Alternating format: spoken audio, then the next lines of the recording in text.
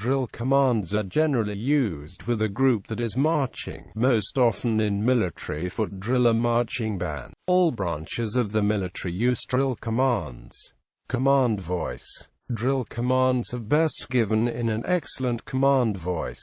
A command voice is characterized by DLIPS, distinctness, loudness, inflection, projection, and snap. Due to the requirements of the command voice, the actual words of the command undergo elision to the point that those unfamiliar with the specific words may be unable to recognize them. An example of such elision is the command "attention," which is usually uttered with the initial A, hardly a foot or audible 10 drawn out, and T and drastically shortened such that, in popular culture, the command often ends up being spelled 10 hut.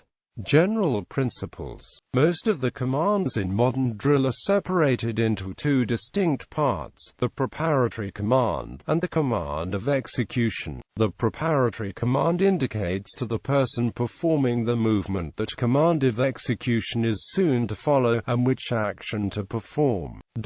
The command of execution indicates the movement to be performed. An example of this is the command "present arms," which is utilized to command a group of soldiers to render a salute. In this command, the word "present" is the preparatory command, whereas the following word "arms" is the command of execution. The movement is performed immediately upon reception of the execution command. When issuing the command, vocal inflection is varied so that the preparatory command is given less emphasis, and the most emphasis is placed on the command of execution. There is usually a slight hesitation between each element of the command about the duration of a finger snap. Other examples of the two-part command structure are right flank, march, order, arms. The vast majority of armies performed their drill from the base position of attention. In this position, the person performing the movement stands straight, arms down and slightly flexed, fingers curled into the palm, thumbs pointed down and placed against the seam of the trouser, and the feet positioned at a 45-degree angle with heels together. The most common command given by leaders to gather their elements into formations is the command "fall in," at which time the person takes the position in the formation and at the position of attention. For this position, almost any other drill command can be executed. In Commonwealth drill styles, troops will generally fall in without formal commands and then be brought to attention in order to begin the drill.